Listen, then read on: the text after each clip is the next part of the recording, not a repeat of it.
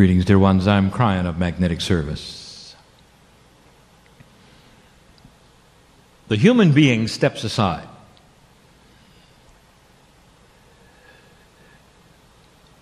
And the higher self, which represents that piece of God in every single one of you, is the portal which allows for Spirit to enter.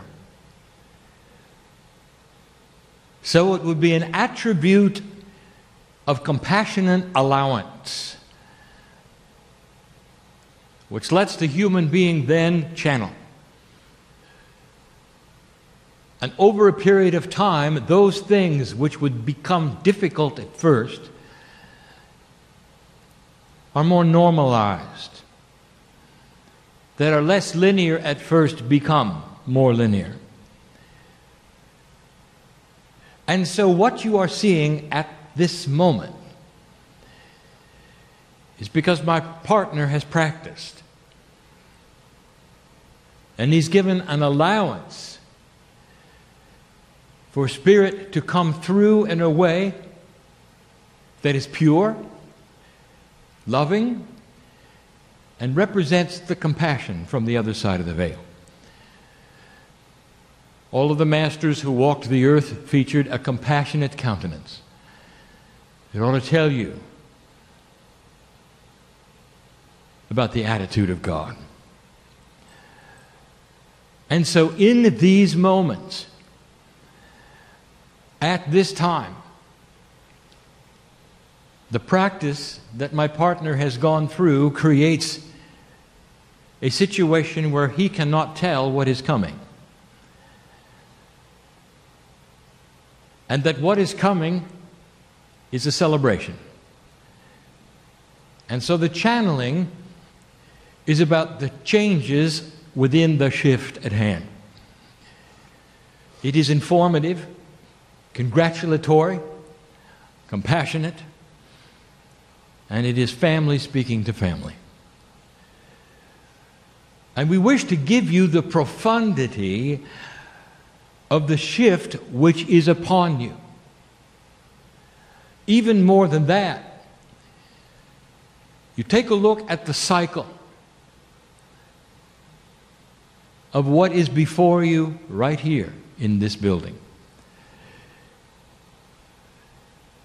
For if you could go back and look at the decisions of where to put it, how to build it, what it should be like,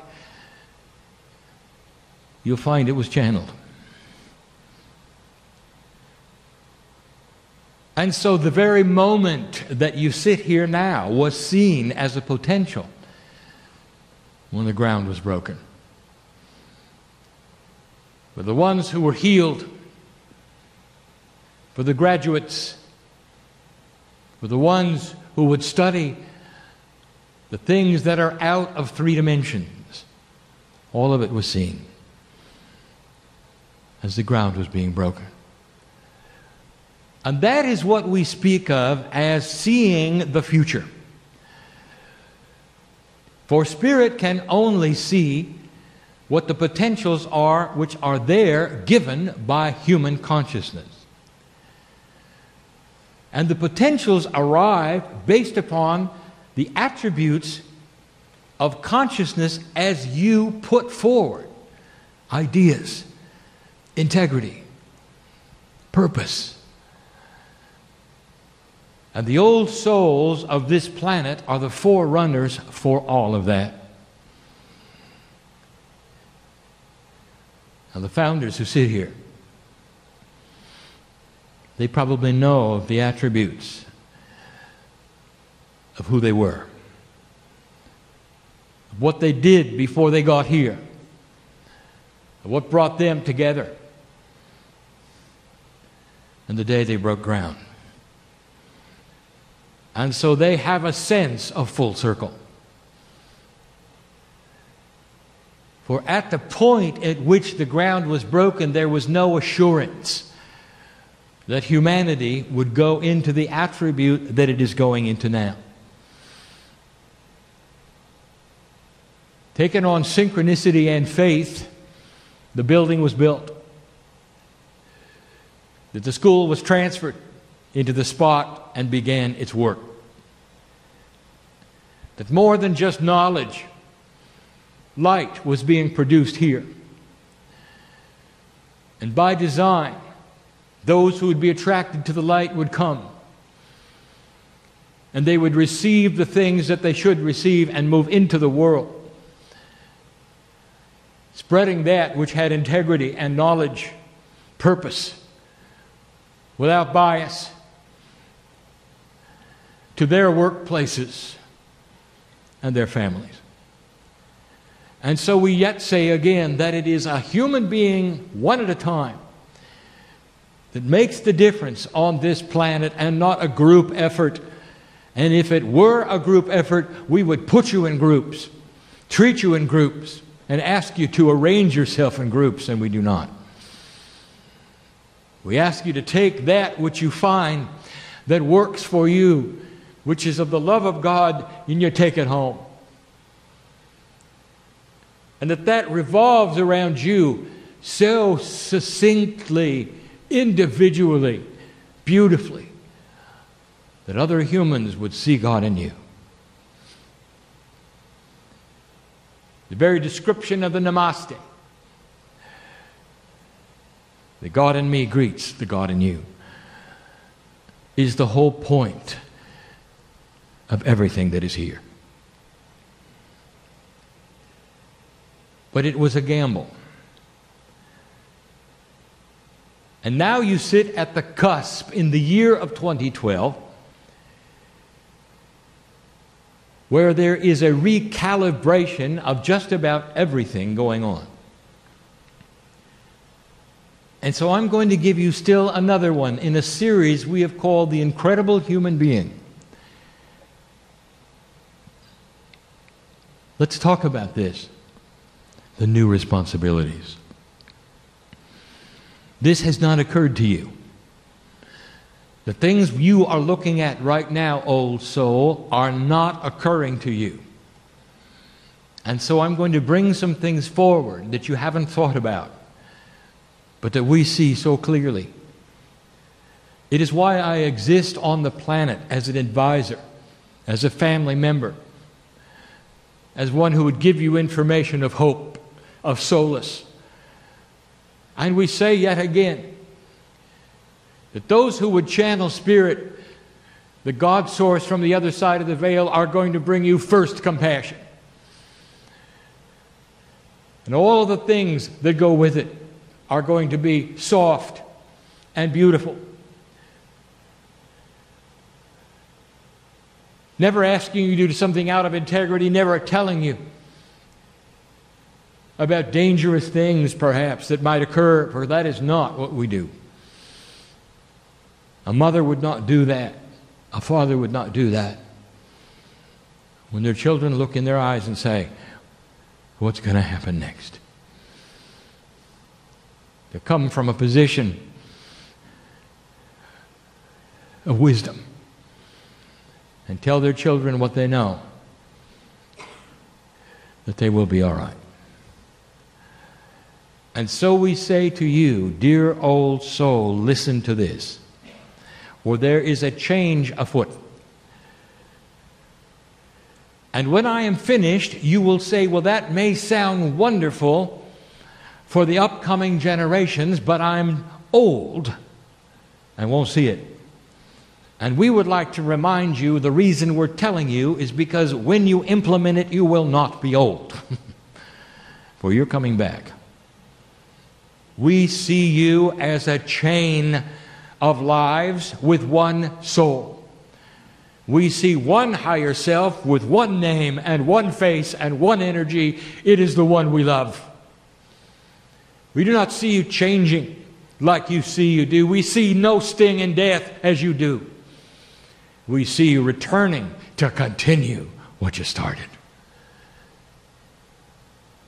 And so this is the way of it. And we give you news which we've always wanted to give you. When my partner opened his mouth for the first time publicly over 20 years ago, It was a halting sound filled with fear and trembling. They didn't know what was going to come out. Not much did. For he got in the way of it constantly. Until he did it so often, he realized it was a safe place to be. That while he sits in the chair, his biology is even changed. But he didn't know about today.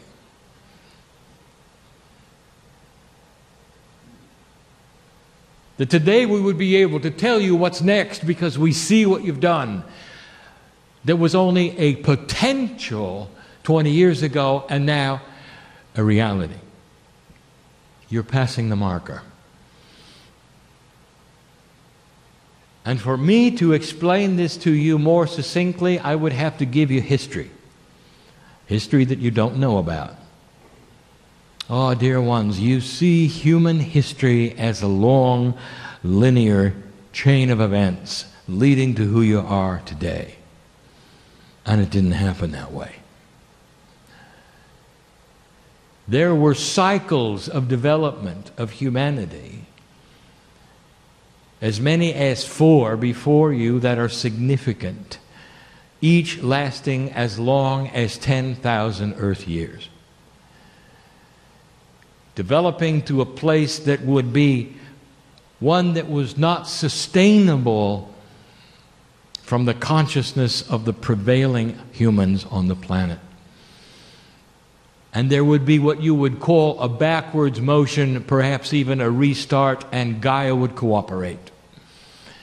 And I do not mean to be cryptic, but these are the things that you can even see in the discoveries of your history. You don't find much past 10,000 years when you've had 50. What about before that? Where is it? You will find those who will discover some of it, and it is hard to find. Even 10,000 is difficult. And those who would live in the Indus Valley, doing what they did, not very attainable what they were doing, it's too old. And yet they were what I will call restarters from something that had happened before that knocked you back. This is not that uncommon, and those who have gone before you in other places have had the same situation. This is called the evolution of human consciousness. But you look at it as one chain. If you go back far enough, even in the 10,000 years that you have, you're going to discover anomalies. The anomalies are civilizations that had running water, not through attributes of devices, but through physics and gravity. Through pumping, water created by understanding gravity and caverns and vacuum, where an entire city could have running water, heated streets. Water developed and delivered through aqueduct systems. And then next to that, you're going to find one that didn't. In fact, it seemed all to go away. And instead of evolving, it seemed to devolve. One city with all of these attributes, and one following it with almost nothing. And you will call it the fall and the rise of certain times and consciousnesses. It's more than that, dear ones. Humans tend to keep good things. They don't throw them away and return to a less aware state on purpose. And if you look hard enough, even within 10,000 years, you're going to see attributes that are puzzling. Why cities built upon modern cities would not be modern. And you have to ask yourself, what happened? What was the responsibility of the human being in the past lives that you have lived for the last 10,000 years, old soul. Not before that. Let's just look at the last 10,000. What were you doing here? What have you been doing in this lifetime? What did you do in the immediate last lifetime? What was the responsibility of the light worker and the old soul? Even the most aware, what was the job? And I'll tell you what it was. It was fighting old energy. So the responsibility of everything that you can remember and not remember, old soul, was carrying your light in a dark consciousness. And that is the extent of the responsibility, a big one, that you've had. And so all of this time, all that you really had to know about is how to hold your light. And as long as you could do that, you create more light. And some of you have been through what we would call the ringer because of it. There are those in the room who've lost friends and family because of it. There are those in the room who live short lifetimes because of it. There are those in the room who raised their hand at the wrong time and were burned at the stake because of it. There are shamanic energies in the room. That is to say, human beings who've gone through the initiation and all the protocol to come to a place where they're ostracized because they can see things they shouldn't see. Medicine men and women who had to live at the outside of the village, where their family would only come see them when they needed something and leave when they didn't, because the healer always lived alone. Because the healer had attributes that normal human beings didn't. Now, I may be striking some chords here because there are old souls in the room that are starting to understand why they feel the way they feel. Because all of this akash we speak of is starting to surface. You're becoming a little more aware of what you've been through, because you must become more aware of what you've been through in order to capture that which you need and bring it forward for what's ahead. If I told you you've won the battle of the light, would you believe me? And I will tell you this, dear human being, that everything that we are looking at says you have. You look at the world and you say, that's nonsense, Kryon. I just got through with my partner, with hours showing you what's different on the planet. I'm standing next to him the whole time. Some of you can see me. Some of you are aware of the colors that are there. You're looking at a meld. And those in graduate channeling will tell you, you cease to turn it on and turn it off. It becomes something that is part of you, human being, and comes forward when you need it, but then never goes away. This is not new, for this is what the masters of the planet had and showed you and told you about. Human, every one of them, every one. A divinity that bubbles right at the surface. It's there all the time. And is beautiful and compassionate. If I told you you'd won the battle of light, would you believe me? When you came into the planet, it was different. This is the great shift, and the potentials are that the seeds will be planted in the next 18 years that will shift this planet greatly in the next 70. And that if I could show you at all what might take place then, you would not understand it, for it features things that you know nothing about today. Like George Washington did not know about the internet, you don't know about what's coming. And it's not explainable. Because some of the discoveries will be quantum, and they'll have to do with communications, and when it is opened, and that particular knowledge is studied, and the invention is turned on, you will have communications with those you didn't even think existed. Can you imagine how that's going to change the earth? It's a bonding when you see the big picture, when you realize you're not alone. It's a catalyst for peace. It's not frightening when you hear those who have always wanted to talk to you in real time and you now can do it and you realize they're just like you. It's an earth that may celebrate instead of going to fear like your movies tell you, if you understand what I'm saying. You passed a marker where the potentials are very high, light worker, very high, that through these next decades, things will continue to settle. It takes a long time, for the energy dies hard in certain individuals, and they will not die at all until they die. And so you will have those who will hang on to the end, believing they're correct in their old energy, in their greed, in the way they think things work. For those of you who think you're going to turn a page and everything's going to be wonderful, I tell you that. It isn't.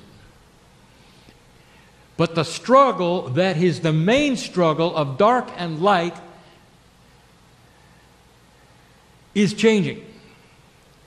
For you are no longer fighting the wall of darkness that is insurmountably affixed in front of you.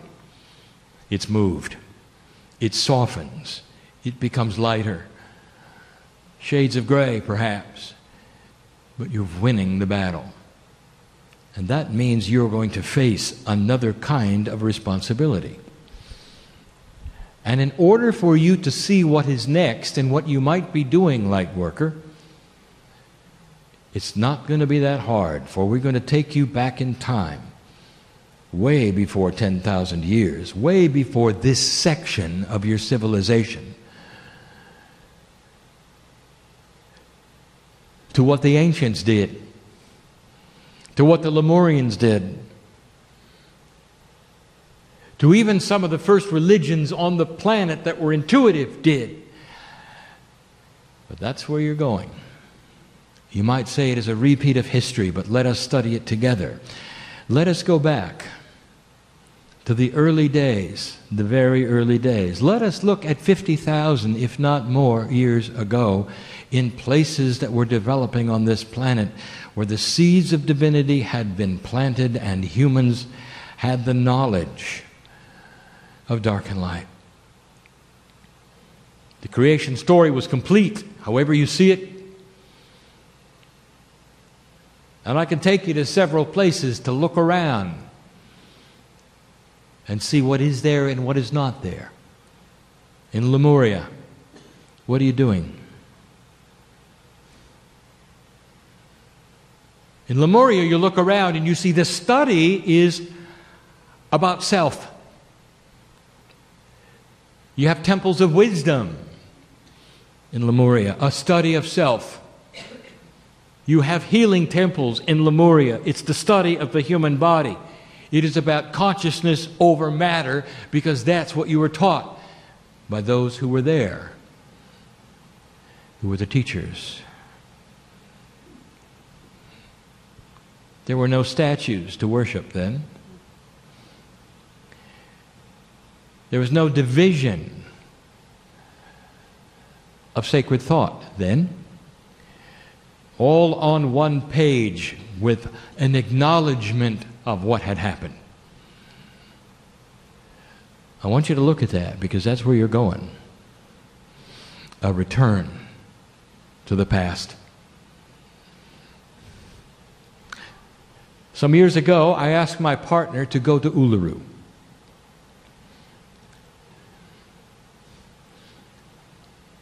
He had a profound experience there. He did not sit in front of the Aborigine for very long.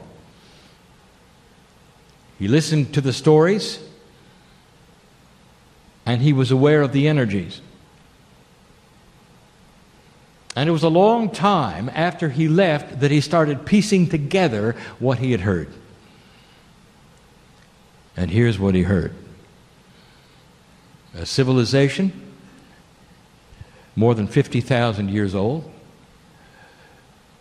in the middle of a continent that never changed, much like Lemuria. So that which was developed then passed through the elders and through the young people and then through the elders again, became clear what had taken place.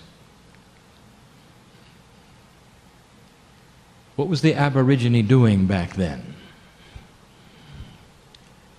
We're not going to find a lot of idols to worship. For they were receiving information for what they called their seed sisters. And what they had called the ones that were sacred with names that could be not pronounced. And that they took that information within, and the first thing they did was to ally with the earth. That they saw a consciousness in the planet and they allied with it. They did not worship it. That they saw a quantum energy, and that's all we can call it, that was available to them in what they would call their dream time. They believed they could be in two places at the same time, and they were. And they still do it. And there will be those who look and say, oh, how quaint. Well, there's nothing quaint about it. It's advanced, dear ones. Elders with names that cannot be pronounced from places that don't exist on the planet, teaching them what to do next.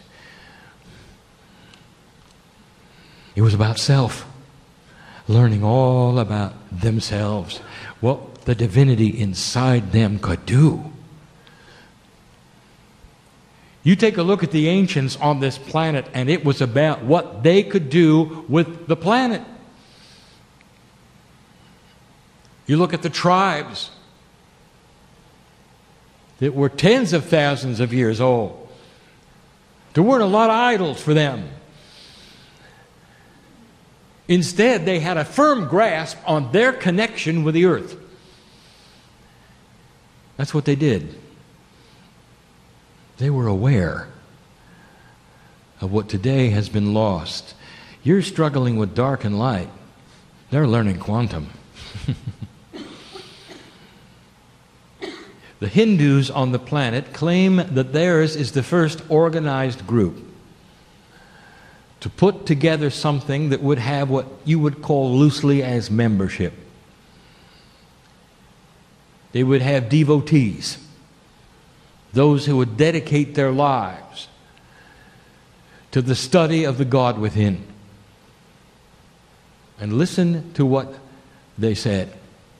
That a human being could achieve such a status of ascension that they wouldn't die.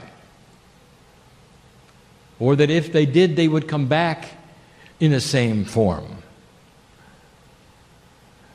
That they had past lives and future lives. Does this sound familiar? The Hindu was studying the quantum parts of their own divinity, leading to the Buddhists who would see the connection with all things being one, with the earth, with the sky, with the energies of the garden. The gentleness and the compassion.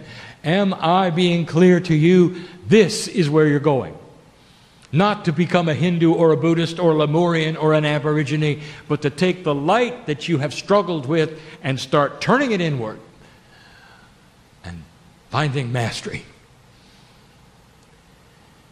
The new responsibility of the human being in these next years is starting to twist itself from fighting a battle of dark and light to moving into knowledge.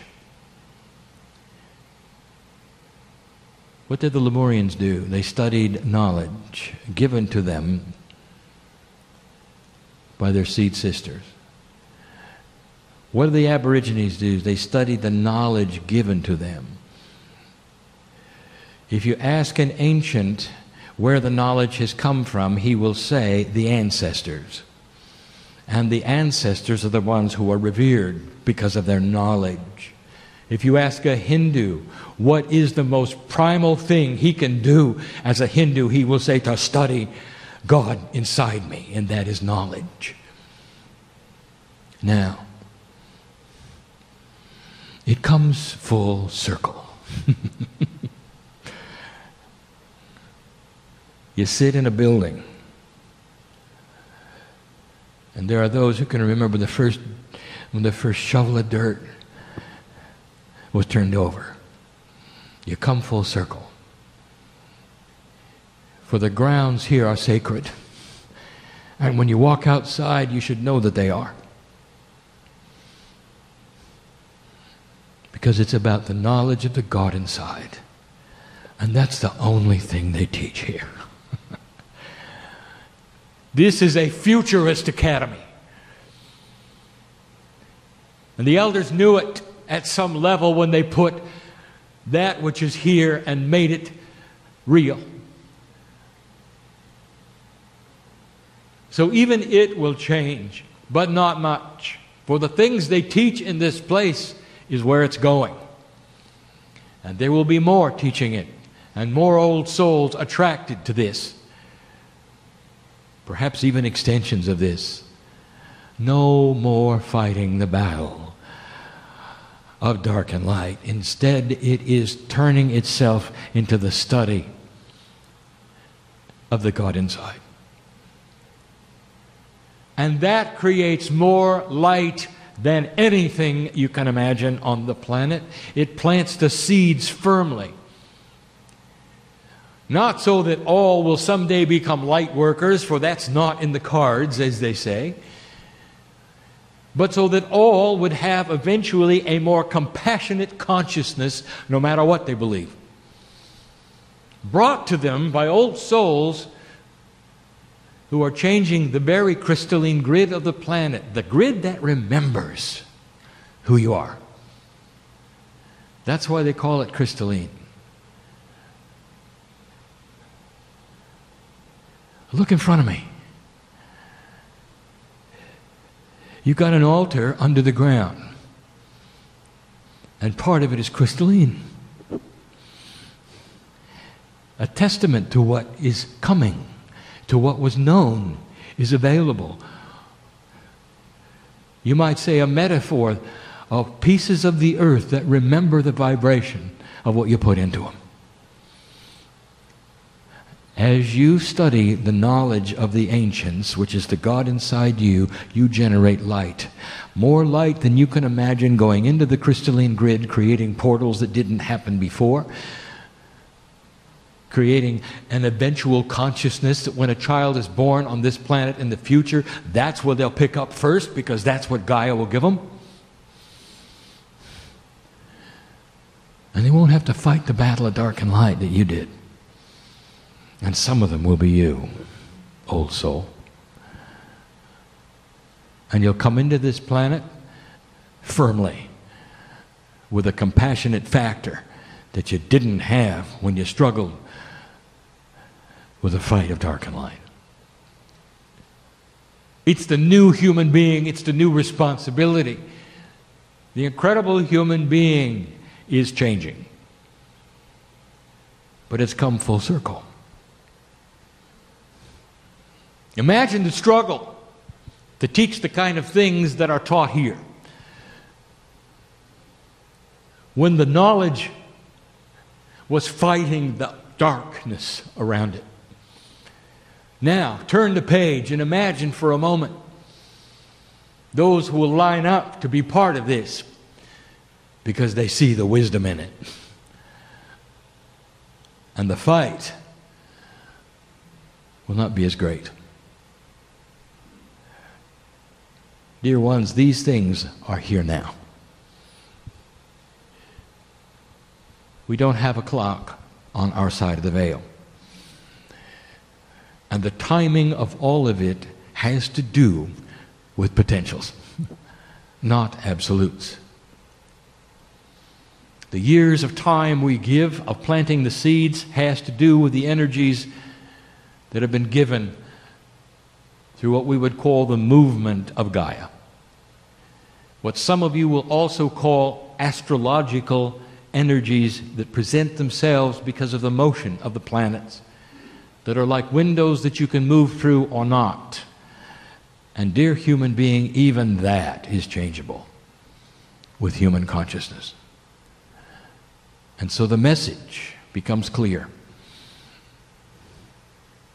You're moving into a new responsibility, teaching new things, and for some of you, it won't be comfortable. Because all your life, all you've done, is fight the dark. Before I close, let me give you some of the attributes that may occur. Whenever you have a shift of this kind, there will be those who don't shift. And will have to go through life the way they are, pretending to fight a battle that is no longer there, or at least not to the extent it was. And when the enemy starts to disappear, they will conjure their own so that they can continue to fight. It's an odd perspective, but it is real.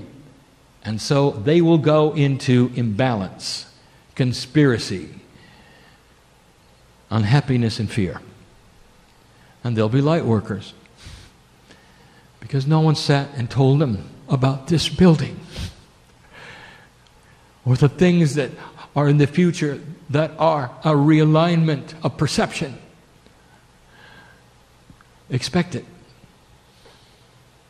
And then there will be the ones who will then graduate past the old into the new, realigning themselves and testing what it means.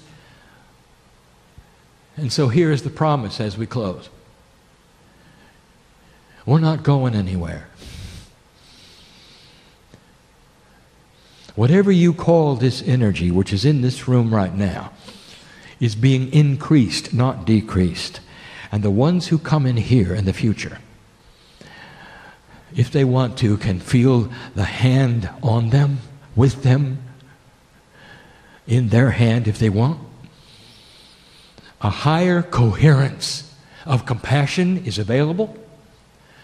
As you turn the corner, you graduate. And that graduation is from the old battle to the new. And the oldest of souls will be the ones who will see it first and make the adjustment. Not easy, what you've asked to do. Advanced information today that many will hear and not understand.